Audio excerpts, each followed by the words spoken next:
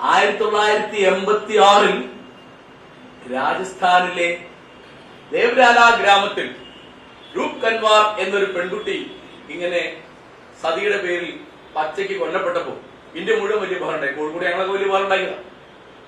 2 ആഴ്ച കഴിഞ്ഞപ്പോ ഡൽഹിയിൽ പ്രകടനം നടക്കണം. അവരുടെ രജപുത്ത് സ്ത്രീകളുടെ പെണ്ണുങ്ങൾക്ക് സതി അനുഷ്ഠിക്കാൻ സ്വാതന്ത്ര്യം വേണം. ഇപ്പോഴും ചോദിച്ചപ്പോ മലബാറിൽ എന്നോട് പറയുന്നത്, ഞങ്ങളുടെ ഭർത്താക്കന്മാർ വേറെ കല്യാണം കഴിച്ചാൽ നിങ്ങൾക്ക് എന്താ? ഞങ്ങളുടെ നാട്ടിലൊരു തമാശ എന്താണെന്ന് വെച്ചാല്, അവിടെ ഒരുത്തന്നെ വിളക്ക് കളവ് പോയി പീഡിയക്കാരൻ. അപ്പൊ കോൺഗ്രസ്സുകാർ വലിയ പ്രകടനം നടത്തി. അത് അന്ന് കമ്മ്യൂണിസ്റ്റുകാരാണ് ഭരിക്കുന്നത്. അത് കള്ളനെ കണ്ടെത്തുന്ന ഒരു പ്രകടനം നടത്തി. പോലീസ് കണ്ടെത്തിയപ്പോ ഈ കട്ടവൻ കമ്മ്യൂണിസ്റ്റാണ്.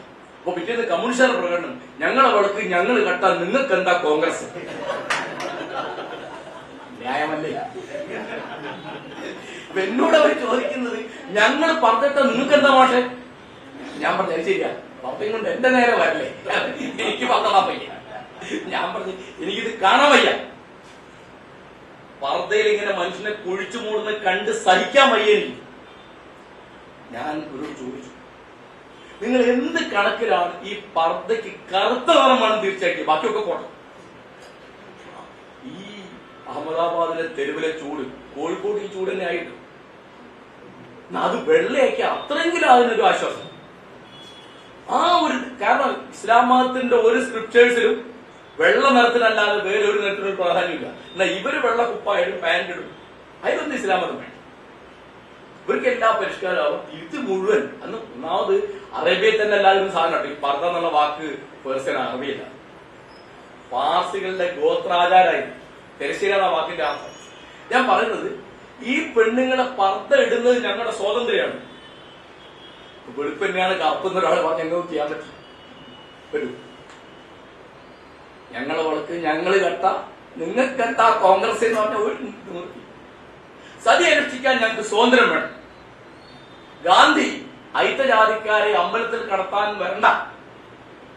കാരണം ജനാധിപത്യത്തിന്റെ ഏറ്റവും വലിയ അപകടം അതിൽ ജനങ്ങൾക്കെതിരായിട്ട് ഉപയോഗിക്കാൻ സാധിക്കുന്നത്. ഞാൻ ആവർത്തിക്കുന്നു, ജനാധിപത്യത്തിന്റെ അപകടം അതിൽ ജനങ്ങൾക്കെതിരായിട്ട് ഉപയോഗിക്കാൻ സാധിക്കുന്നതാണ്. മുസ്ലിങ്ങൾക്കെതിരായിട്ട്, സ്ത്രീകൾക്കെതിരായിട്ട്. ഇന്ത്യയിൽ പൊതുവെ പെണ്ണുങ്ങൾ ഇല്ല എന്നുള്ള അഭിപ്രായക്കാരാണ് ഞാൻ. കാരണം ഇവിടെ ആണായിട്ടും പെണ്ണായിട്ടും ജനിച്ച മുഴുവൻ കുറച്ച് കഴിയുമ്പോൾ ആണായി മാറും. എങ്ങനെ? സ്ത്രീ ആയിരിക്കുന്ന ഒരു ശാരീരികാവസ്ഥയല്ല, അതൊരു സാംസ്കാരിക അവസ്ഥ. വെറുതെ ഞാനൊരു ചെറിയ കാര്യം, ഇപ്പം ചായ കുടിച്ചതിന്റെ ഗ്ലാസ് അങ്ങ് എടുക്കുമ്പോൾ നീ അവിടെ വെച്ചേക്കടാ, അത് ഓളെടുത്തോളെന്ന് പറയും. ആരെ? അച്ഛൻ. കാരണം ചായ കുടിച്ച ഗ്ലാസ് മുറുന്നത് മഹാമോശമാണ്. മോശപ്പെട്ട പണി ആരെടുത്തോളണം? എന്റെയൊക്കെ ചെറുപ്പത്തില് കണ്ടില്ല, ഒരു ഉമ്മയുടെ കൊടുക്കാൻ, ഉമ്മ ഇതൊന്ന് പിടിപ്പിച്ചു കൊണ്ടുപോയി. അപ്പൊ അടുക്കളയിൽ പോയിട്ട് ഉമ്മ വീട് പിടിപ്പിച്ചു കൊടുക്കാം. ഇവന്റെ ഉമ്മയായി, ഇവനെ പെച്ച തള്ള. സ്ത്രീയല്ലേ, സ്ത്രീ ആയതുകൊണ്ടാണ്. അപ്പോ മുറ്റം അടിച്ചപ്പോ വലിയ കഷ്ടം. എങ്ങനെയാ ജനങ്ങൾ പെരുമാറുന്നത്? എങ്ങനെയാ പറയാം? മുഹമ്മദ് നബി അദ്ദേഹത്തിന്റെ കൂട്ടത്തിൽ ഉണ്ടായിരുന്ന ഒരു സഹചരൻ ബിലാൽ എന്ന് പറയും. ആഫ്രിക്കയിൽ നിന്ന് വന്ന നീഗ്രോആണ്, മഹാദരിദ്രനാണ്, അടിമയായിരുന്നു. അദ്ദേഹത്തിന്റെ ശബ്ദം അതിമനോഹരം. അപ്പം അദ്ദേഹത്തിന്റെ മക്ക വിജയം കഴിഞ്ഞിട്ട് കഅബ ദേവാലയത്തിന്റെ മുകളിൽ കയറിട്ട് ബാങ്ക് വിളിക്കാൻ ഒരു അവസരം വന്നപ്പോൾ അദ്ദേഹം ബിലാലിനോട് പറഞ്ഞു, കയറി ബാങ്ക് വിളിക്കും. അത് ചരിത്രത്തിൽ വലിയൊരു സംഭവം. കാരണം ഒരു അടിമയ്ക്ക് അത്രയും വലിയ സ്ഥാനം കൊടുത്തു. എന്നിട്ടായിരുന്നു പറയും, ബാങ്ക് വിളിക്കുന്നതിനൊക്കെ അടിമയെന്നായി.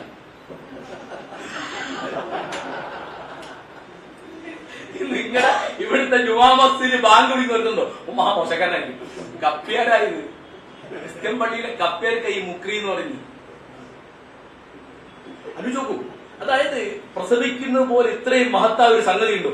പ്രസവിക്കുന്ന ഒറ്റ കാര്യം കൊണ്ട്, ഗർഭം ധരിക്കുന്ന ഒരു കാര്യം കൊണ്ട് അതിന് കാരണമായി തീരുന്ന മറ്റൊരു ഋതുമതിയായി തീരുന്നതുകൊണ്ട് മാത്രം സ്ത്രീ മോശക്കാരി. ഈ ആണുങ്ങൾ എന്ന് പറയുന്ന കള്ളജാതികൾ ഉണ്ടാക്കിയതാണ് ഈ സംസ്കാരമുണ്ട്.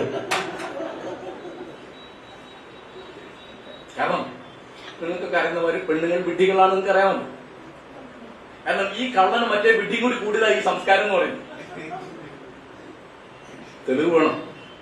തെളിവ് ഞാൻ പറയാം. നമ്മുടെ മലയാള ഭാഷയിൽ സ്ത്രീകൾക്കെതിരായിട്ട് ഒരുപാട് പഴഞ്ചൊല്ലുകളും ഒരുപാട് ശൈലികളും ഒക്കെ ഉണ്ട്. സ്ത്രീവിരുദ്ധമാണ് നമ്മുടെ ഭാഷ, മറ്റ് ലോകത്തിലെ എല്ലാ ഭാഷയും പോലെ. കാരണം അതൊക്കെ പ്രധാനമായിട്ടുണ്ടാക്കിയ ആണുങ്ങളാണ്. അപ്പോ നമ്മള് ക്ഷേത്രപ്രവേശനം പറഞ്ഞ് ക്ഷേത്രത്തിന് പുറത്തുപോയി. ഞാൻ ക്ഷേത്രത്തിലേക്ക് തിരിച്ചു വരാം. അപ്പൊ അവിടെ ഒരു ബോർഡ് വരികയാണ്. എന്താണ്?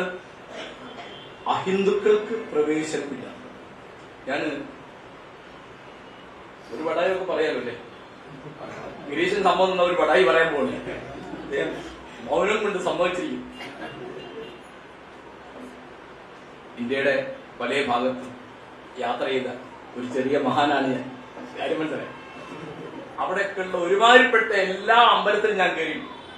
കാരണം ഒരു ഭക്തി ഉണ്ടായിട്ടില്ല. ഇതൊക്കെ എന്താന്ന് കാണാൻ, എങ്ങനെയാണ് ഈശ്വര മനുഷ്യൻ ഇങ്ങനെ നിലവിളിക്കുന്നതെന്ന് കാണാൻ, സത്യത്തിൽ ആ മനുഷ്യന്റെ സങ്കടം കാണാൻ വേണ്ടിയിട്ട്. കാരണം അങ്ങനെയൊക്കെ ഉണ്ടല്ലോ ലോകത്ത്. കാരണം കഴബാ ദേവാലയത്തിൽ ഞാൻ പോയിട്ടുണ്ട്. അപ്പൊ അത് പോയപ്പോ എന്റെ കൂടുതലും പറഞ്ഞ് ഒരു കാഫർ ആദ്യമായിട്ട് ഇതിനകത്ത് കയറുക.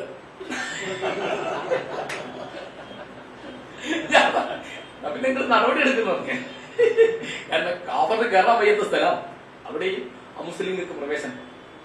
അപ്പോ കേരളത്തിലെ ഒരു അമ്പലത്തിലും ഞാൻ കയറിയിട്ടില്ല. ഞാൻ അവിടെ എനിക്കത് കാണാനാണ്. എനിക്ക് ആ സംസ്കാരത്തോടുള്ള, എന്റെ നാട്ടിലെ കളിയോടും പാട്ടിനോടും പ്രതിഷ്ഠകളോടും ആചാരങ്ങളോടുള്ള ഒരു അധ്യാപകൻ അല്ലെങ്കിൽ ഒരു നാട്ടുകാരൻ എന്ത് പറ്റിച്ചാൽ ഒരു ക്ഷേത്ര കേന്ദ്രിത സമൂഹം പതുക്കെ കേരളത്തിൽ രൂപം കൊണ്ടാണ്. അപ്പോ കുറച്ചുകൂടെ എല്ലാ ക്ഷേത്രങ്ങൾക്കും ജീർണോദ്ധാരണം നടക്കുന്നു. എല്ലാ ക്ഷേത്രങ്ങൾക്കും ചുറ്റുമതിലുകൾ വരുന്നു. എല്ലായിടത്തും ദേവസ്വത്തിന്റെ അധികാരം വരുന്നു. ഈ ക്രിസ്ത്യാനികൾക്കും മുസ്ലിങ്ങൾക്കും യഹൂദന്മാർക്കും ഒന്നും ഇവരോട് ചോദിക്കാതെ കല്യാണം കഴിക്കാനും മരിക്കാനും ഒന്നും പറ്റില്ല.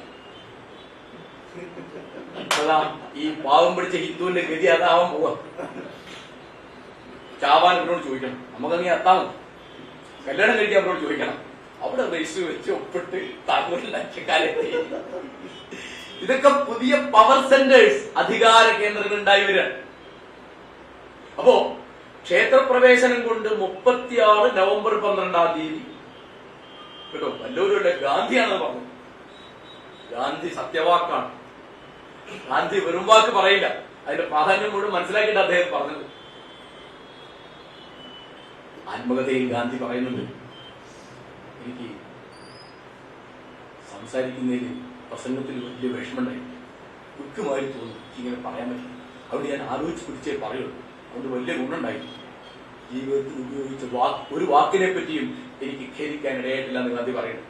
അപ്പോ ഈ തരത്തിലുള്ള ക്ഷേത്രപ്രവേശനം കിട്ടിയിട്ട് നമുക്ക് ക്രിസ്ത്യാനിക്കും മുസ്ലിമിനും യഹൂദനും സിഖുകാരനും കൂടി കിടക്കാൻ പാടില്ല എന്ന് ഒരു ബോർഡ് വെക്കുന്ന തരത്തിൽ അവിടെ ഒരു വിഭജനം വന്നു. പിന്നെ അതിനകത്ത് ഇപ്പൊ എന്താ അവിടെ നിയമമൊക്കെ ഉണ്ടാക്കി. എന്ത്? എല്ലാ ജാതിക്കാർക്കും പൂജാരിയാവാം. നമ്പൂരി അല്ലാത്ത പൂജാരിന്റെ അടുത്ത് മനുഷ്യൻ പോകും. പോയാൽ തന്നെ ഒരു 10 കൊടുക്കും.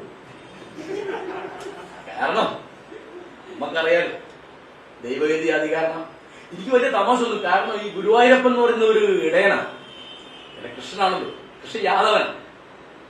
മനസ്സിലായില്ലേ? അതാണ് ശിരസി മാലിക മാലിക. അപ്പോ അവിടെ ഇതിനകത്തിരിക്കുന്ന ദൈവം വിത്തിൻ കോഴ്സ് കീഴ്ജാതി എന്ന് വിളിക്കപ്പെട്ട ജാതിയുള്ളതാണ് കേട്ടോ. കീഴ്ജാതി എന്ന് പറയരുത്. നമ്മുടെ ഭാഷയെ രക്ഷിക്കാനുള്ള ഒരു പണി. സ്ത്രീവിരുദ്ധമായ ഒരു പഴഞ്ചൊല്ലും നമ്മൾ ഉപയോഗിക്കരുത്. സ്ത്രീവിരുദ്ധമായ ചരിത്ര പുരുഷൻ എന്ന് നമ്മുടെ ഭാഷയിലുണ്ട്. ചരിത്ര സ്ത്രീ എന്നില്ല. എന്തല്ലാത്ത അക്കാമച്ചേരിയാണ് ജീവിച്ച നാടല്ലേ അത്? മാധവിക്കുട്ടി ജീവിച്ച നാടല്ലേ? എന്താ ഈ വാക്കില്ലാത്തതിന്? കാരണം ചരിത്രം സൃഷ്ടിക്കാൻ ഇവളെ കൊണ്ട് സാധിക്കുന്ന ഈ ഭാഷയിൽ ആരോഗ്യം വിചാരിച്ചിട്ടില്ല. ആദർശ പുരുഷൻ, ആദർശ സ്ത്രീ, എന്തല്ലാത്തത്? കാരണം ഇത് പുരുഷ കേന്ദ്രിതമായ ഒരു ഭാഷയാണ്. പുരുഷ കേന്ദ്രിതമായ ആശയങ്ങൾ ഉണ്ടാവുന്നത്. അപ്പോ ഇത് മുഴുവൻ ഇപ്പോ നമ്മുടെ ഭാഷയിൽ അവനവന്റെ എന്ന് പറയാം. അത് സ്ത്രീകൾക്കും ഷീലാവാസുവിനും അവനവന്റെ എന്ന് പറയാം. അവളവളുടെ എന്ന് പറയാൻ പറ്റില്ല. അവളവളുടെ നമ്മൾ പറഞ്ഞേ കഴിഞ്ഞിട്ടോ. അത് ഒന്നാമീ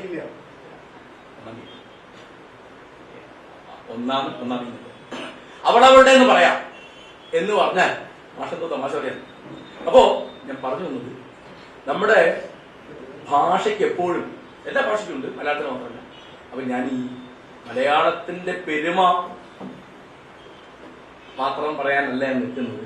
നമ്മുടെ കവി ഓർമ്മിപ്പിക്കും, ആര്, എടശ്ശേരി, ഈ തറവാടിത്ത ഘോഷണത്തെ പോലെ വൃത്തികെട്ടിട്ടില്ല മറ്റൊന്നും ഒഴിയിൽ കറുത്ത ചട്ടിച്ച്. ഒരു വരിയാണ്. ശാന്തചിന്തൂരവും പട്ടിപ്പശയുമായി കരിമേഘങ്ങൾ വരികയാണ്, കറുത്ത ചെട്ടിച്ചുകൾ വരികയാണ്. ഇവിടുന്ന് തമിഴ്നാട്ടിൽ വരാൻ. അപ്പോ നമ്മുടെ കൊടലായ്മ എടശ്ശേരി പറയാണ്, വാളയാറപ്പുറം എത്തുന്നതിന് മുൻപ് കൂലി കൊടുത്തു നാം സംസ്കാരമറ്റവർ. നമുക്ക് എല്ലാ പണിയെടുത്തിരുന്നത് മുങ്ങിക്കുളിക്കാത്ത കൊങ്ങരാണ് എപ്പോഴും. ഇതിൽ പറയുന്നുണ്ട്, ഈ തറവാടിത്ത ഘോഷണത്തെ പോലെ വൃത്തികെട്ടിട്ടില്ല മറ്റൊന്നും മൊഴിയിൽ. അപ്പോ മലയാളത്തിന്റെ യോഗ്യതകളും അതിന്റെ പെരുമകളും മനസ്സിലാക്കുന്ന കൂട്ടത്തിൽ അതിന്റെ പരിമിതികളൂടെ നമ്മൾ മനസ്സിലാക്കിയാൽ ആ ഭാഷ, ആ സംസ്കാരം മുന്നോട്ട് പോകും.